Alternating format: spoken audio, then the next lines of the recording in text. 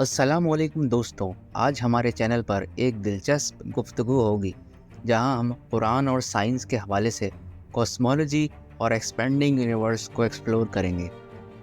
कुरान हमारी असल रहनुमाई करता है जो इल्मी और साइंसी दरियाफ्तों को सपोर्ट करता है। शुरू करते हैं कुछ ऐसी आयात से जो हमें कॉस्मोलॉजी या यूनिवर्स के हैरत अंगेज़ पहलुओं को समझने में मदद करती हैं।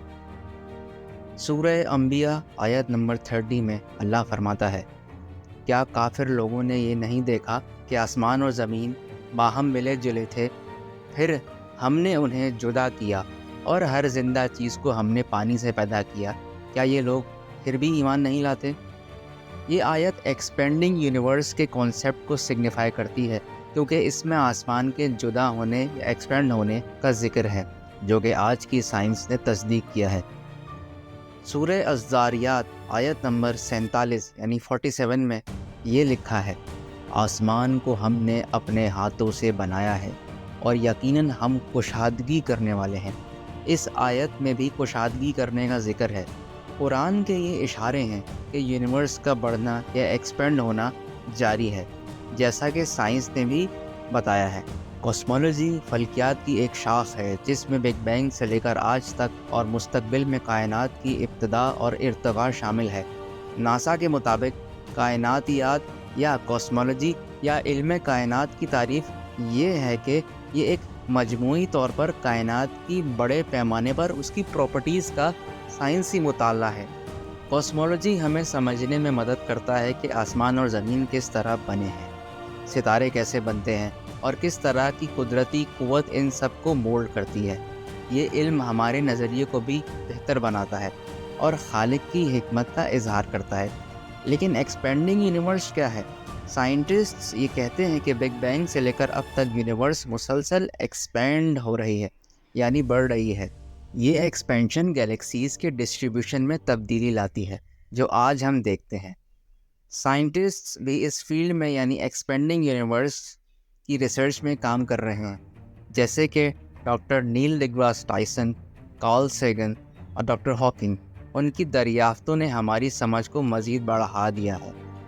नील डिग्रास टाइसन इस बात को ज़ोर देते हैं कि कॉस्मोलॉजी या कायनातियात हमारी इल्मी समझ को बढ़ाती है। उन्होंने ये भी नुक्ता नज़र रखा है कि कायनातियात या कॉस्मोलॉजी का मुताला हमें कायनात के बुनियादी उसूलों को समझने में मदद फराहम करता है, जैसे इसकी इब्तिदा, तरक्की और मुस्तकबिली राह। नील डिग्रास टाइसन के मुताबिक कायनातियात का खोजना हमें कायनात की वसअत और पेचीदगी को कुदरती तौर पर समझने में मदद फराहम करता है, जो हमें इसके अंदर की जगह की समझ की तरफ ले जाता है। कार्ल सेगन, एक फेमस एस्ट्रोनॉमर, ने अपनी फ़िलासफ़ी के ज़रिए कॉस्मोस की खोज में अपने दरियाफ्तों को हमसे शेयर किया। उनका कहना है, कॉस्मोस यानी कॉस्मोलॉजी हमारे लिए सिर्फ एक छोटा हिस्सा है, लेकिन हमारे लिए सब कुछ है। और फिर आते हैं डॉक्टर हॉकिंग, जिनकी थ्योरी ऑफ एवरीथिंग ने हमारी समझ को गहराई से छुआ। उनका कहना है कि यूनिवर्स का बढ़ना नेचुरल है और हमारे लिए एक मशरूफ़ तजर्बा है जो हमें अपने मकसद की तरफ ले जा रहा है।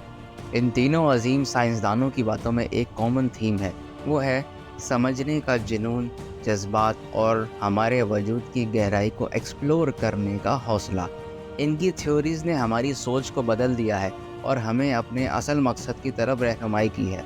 लेकिन हर फिनोमेना के साथ ख़तरा भी होता है। यूनिवर्स का बढ़ना पोटेंशियल ख़तरात लेकर आता है, जैसे कि कॉस्मिक डायनामिक्स में तब्दीली या आने वाले वक्त में गैलेक्सीज़ के दरमियान दूरी।